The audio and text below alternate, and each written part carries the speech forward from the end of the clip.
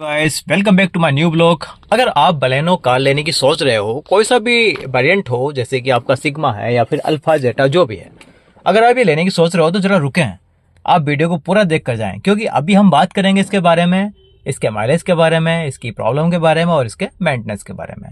देखो, माइलेज की अगर बात करें हम, ठीक है, तो माइलेज बाकी कार्स के मुकाबले काफ़ी अच्छा है। जैसे कि मैं अभी बलेनो टॉप मॉडल अल्फा में बैठा हुआ हूँ और मैंने इसका जो माइलेज चेक किया है वो अभी तक जो किया है वो 20 प्लस का किया है। जैसा कि बताते हैं, आपने बहुत सी वीडियो देखी होंगी, बहुत से लोगों से सुना होगा कि भाई 29 दे रही है, 30 दे रही है, 25 प्लस दे रही है। सब एक तरह से अफवाह है, कुछ नहीं होता ऐसा। 20 प्लस आपकी कार एवरेज दे रही है, कोई सी भी हो। मैं सिर्फ बलोनी की बात नहीं कर रहा, मैं जो टाटा की बात भी कर रहा हूँ और भी जो कार है उनके बारे में बात कर रहा हूँ। अगर वो 20 प्लस भी दे रही हैं, इससे बिग माइलेज, बहुत अच्छा माइलेज है। तो माइलेज की कोई खास बात इसमें नहीं है, क्योंकि 20 दे रही है। अगर आप सिटी में चला रहे हो तो भाई 15 के आसपास दे देती है, 13 भी दे देती है, 14 भी दे देती है और 15 भी दे देती है। अगर आप हाईवे पे जा रहे हो, फिफ्थ गियर आपने स्टार्ट किया हुआ, फिफ्थ गियर आपने लगा रखा, लंबे टूर पे जा रहे हो, तो भाई एवरेज 20-21 समथिंग लाइक दैट। इससे ज़्यादा माइलेज आपको कार में नहीं मिलेगा। एक्स्ट्रा माइलेज कोई बता रहा है तो कार की पब्लिसिटी कर रहा है, या फिर वो शायद, अब देखो मीटर में कुछ भी बता देता है, उसकी बात नहीं होती। आप तो रियल आपको माइलेज चेक करना है तो अपने हिसाब से पेट्रोल डालो, ठीक, 5 लीटर डालो या फिर 6 लीटर डालो, जो भी डालो आप उसके हिसाब से फिर गाड़ी चलाओ। जहाँ आपकी गाड़ी अगर हम फ्यूल खत्म कर दे या फिर पूरी तरह से बंद हो जाए, उसके बाद आपको पूरी तरह से एवरेज का पता लग जाएगा कि माइलेज क्या चल रहा है क्या नहीं चल रहा है। ठीक, तो ये हो गया माइलेज इसका। 20 प्लस 21 दे रही है तो बहुत बड़ी बात है, अच्छा माइलेज है। ठीक है, अब बात करते हैं इसकी प्रॉब्लम की। देखो, मुझे अभी कार को चलाए हुए 2 महीने हो चुके हैं और अभी जो मेरे सामने इसकी कुछ प्रॉब्लम्स आई हैं वो खासकर ज़्यादा नहीं आई है। देखो, गाड़ी थोड़ी भारी है क्योंकि टॉप मॉडल है, 900 किलो का आसपास की गाड़ी है समथिंग। बाकी और दो चार बंदे बैठ जाते 10 तो 1000 किलो के आसपास की हो जाती है। प्रॉब्लम की अगर बात करें तो प्रॉब्लम में, अगर आप एसी इस्तेमाल कर रहे हो, ठीक है, बेसिकली कोई भी कार हो, अगर एसी आप इस्तेमाल करोगे तो उसका जो फ्यूल का खर्च है वो एक्स्ट्रा हो जाता है, थोड़ा सा बढ़ जाता है और पिकअप में थोड़ी सी प्रॉब्लम आ जाती है। ज़्यादा नहीं, बस थोड़ी सी आपको फील होगा कि हाँ पिकअप थोड़ा कम दे रही है। जैसे कि भगाने में अगर आप स्मूथ चल रहे हो तो कोई प्रॉब्लम नहीं है,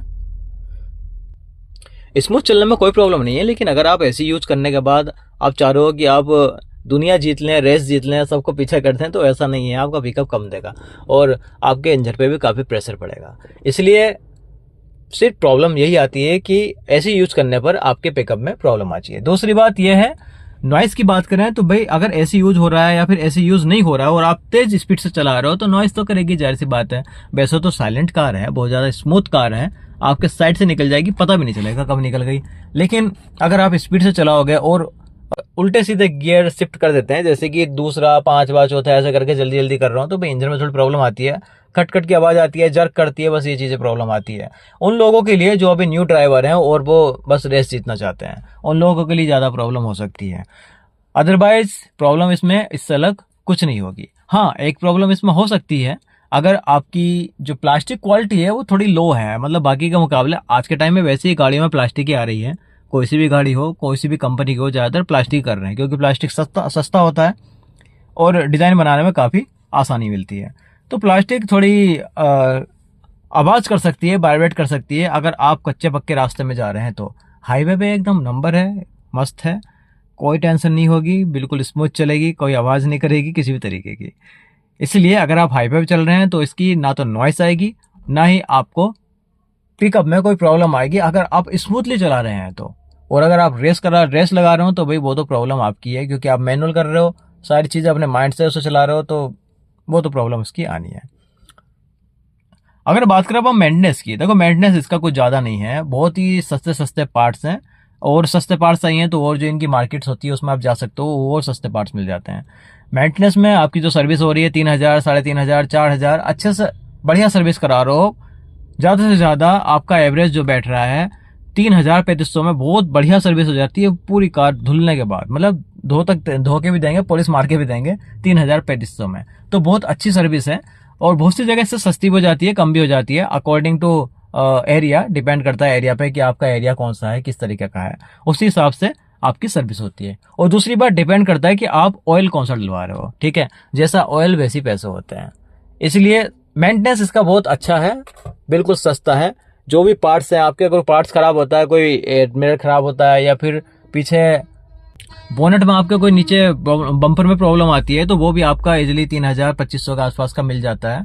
कोई दिक्कत नहीं है। पेंट की क्वालिटी या फिर कुछ भी, सारी चीज़ें ओके हैं, ठीक है, इतना कुछ महंगा नहीं है मेंटेनेंस में। तो सबसे सस्ती अगर है तो वो सुजुकी, मारुति सुजुकी है। और इसका रीज़न ये है कि ये बहुत ज़्यादा अवेलेबल है, हर जगह अवेलेबल है। और जी बहुत सी कार हैं, वॉक्सवैगन है, और आपकी काफ़ी बड़ी बड़ी महंगी महंगी कंपनी है जो कि अपने एरिया में नहीं मिलती, बहुत से एरिया में नहीं मिलती, जो महानगर हैं, सिटीज़ हैं, उनमें मिलती है। तो इसलिए उसी हिसाब से उनके रेट भी होते हैं, क्योंकि रेट होने की वजह ट्रांसपोर्ट ज़्यादा महंगा पड़ता है। और कुछ ही कार बची हैं, और जहाँ बहुत सारी मात्रा में कार होती हैं तो वही उनकी क्वालिटी भी काफ़ी, उनकी क्वांटिटी भी ज़्यादा होती है, उनकी पार्ट्स की क्वांटिटी भी ज़्यादा होती है, इसलिए सस्ते भी हो जाते हैं। तो यही वजह है, इसका जो मेंटेनेंस है बहुत सस्ता है, बहुत ही अच्छा है, और ज़्यादा जेब पर फर्क नहीं पड़ेगा। तो अगर आप बलेनो लेने की सोच रहे हो या फिर मारुति का कोई सा भी वेरिएंट, कोई सी भी कार आप लेने की सोच रहे हो, तो बेधड़क आप ले सकते हो, ठीक है। इसमें कोई भी प्रॉब्लम नहीं आने वाली। बस आपको करना क्या है, एक हाथ में आपकी कार हो या फिर दो हाथ में, आपका फैमिली मेंबर को चलाए तो अच्छा है। दूसरी बात, कार जो आपकी खराब होती है वो होती है स्पेशली जब आप किसी को दे देते हैं और वो पेट्रोल डलवाने के बाद सोचता है कि भाई आज पूरा पेट्रोल फूकना है, और गाड़ी आपकी बस दौड़ाता है, भगाता है, वो गड्ढे नहीं देखता, कुछ नहीं देखता, चला रहा है। तो उसमें आपकी कार ज़्यादा खराब होती है। और अगर आप खुद से चला रहे हो तो बहुत ज़्यादा सोच समझ के आप चलाओगे, अच्छे से चलाओगे, तो कोई प्रॉब्लम आपकी आने वाली नहीं है। तो मारुति सुजुकी में बलेनो मैंने ली थी, तो बलेनो बहुत अच्छा मुझे लगा, काफ़ी चीज़ें इसमें मिली। इसमें देखो, अगर स्पेस की बात करें तो स्पेस बहुत है इसके अंदर, आप इजीली आराम से बैठ सकते हो यहाँ पे, ठीक है। देखो आगे कितना स्पेस है, आगे पैर फैला के बैठोगे। लेटने के लिए बहुत बड़ी बड़ी सीटें हैं, पीछे भी काफ़ी बूट स्पेस है इसका।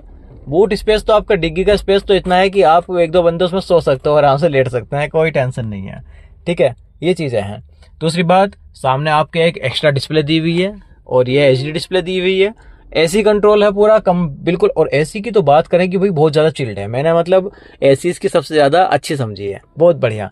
कोई गाड़ी में स्मेल नहीं आती, बाकी गाड़ियों में जो आती है स्मेल आती है, वोमिट टाइप का फील होने लगता है, इसमें कुछ नहीं आता। 100 किलोमीटर चलाओ, 200 किलोमीटर चलाओ, कोई टेंशन नहीं है, वोमिट तो आपको कोई फील होगा नहीं। दूसरी बात, एडजस्टेबल है, ठीक है। आपको ये वाली एसी यूज़ नहीं करनी तो आप यहाँ से बंद कर सकते हो, कोई टेंशन नहीं है। पूरा कंट्रोल है, देखो पूरी तरह से यहाँ से बंद हो सकते हैं, आप देख रहे होंगे, अगर आपको ये यूज़ नहीं करनी है तो। और अगर आप कम यूज़ करना चाहते हो तो कम भी कर सकते हो। सेम सिचुएशन उधर भी है, उधर भी एक जग बटन दिया हुआ है, एडजस्ट करने के लिए ये भी है, सारी चीज़ें एकदम परफेक्ट दी हुई है। लेकिन ये टॉप मॉडल में है, बाकी नीचे का जो मॉडल वो मैंने अभी देखा नहीं है, देखूंगा तो उस पर भी एक वीडियो आपको शेयर कर दूंगा बनाकर। लाइट का दिया हुआ है, ऑटो फोकस दिया हुआ है, पार्किंग का दिया हुआ है, बहुत अच्छी चीज़ दी हुई है, ठीक है। और आगे का गिलास तो आपको पता है कितना स्मूथ होता है यहाँ का, एकदम दिखता है कि यहाँ कुछ है। आरपीएम दिया हुआ है, एक नंबर है। बटन दबाकर ऑटो कर सकते हो, पीछे की कोई भी फ्लैश लाइट आपके फेस पर नहीं पड़ेगी, परफेक्ट है। और अगर आप ये देखते हैं, ठीक है, आपका जो कवर है ये, तो ये भी अच्छा दिया हुआ है आपका। अब ये एक ट्रेजेडी हो जाती, गाड़ी लॉक हो गई थी और चाबी, अच्छा हुआ चाबी मेरे पास थी, जेब में रखी थी, गाड़ी पता नहीं ऑटोमेटिक लॉक हो जाती। और दूसरी चाबी मेरे पास है भी नहीं, शायद घर पे रखी हुई है, दिक्कत हो जाती है अभी बच गया। मैं देख रहा अभी, चेक किया मैंने, क्योंकि मैं बताऊँ ना आपको, जब ये आप इसे देखते हो, मिरर को देखते हो, साइड मिरर, तो इसमें लाइट ऑन होती है। अब मैं आपको दिखाने वाला था, ये मैं आपको दिखाने वाला था, तो मैंने देखा कि ये है ना, ये ऑन नहीं हो रहा है, ठीक है। जैसे कि ये अभी ऑन हो रहा है, ये ऑन नहीं हो रहा, लाइट इसकी ऑन नहीं हो रही है, ठीक है। दूसरी बात, ये बिलिंग करने लगी यहाँ पे, तो गाड़ी मतलब ऑटोमेटिक लॉक हो गई। मैं अंदर बैठा हूँ और ये गाड़ी लॉक हो गई, पता नहीं कैसे लॉक हुई, कि तो मेरे पास ही है, शायद इसने कुछ देखा होगा, फील किया होगा, इसलिए लॉक हो गई। ये देखो पूरी तरह से लॉक हो गई है।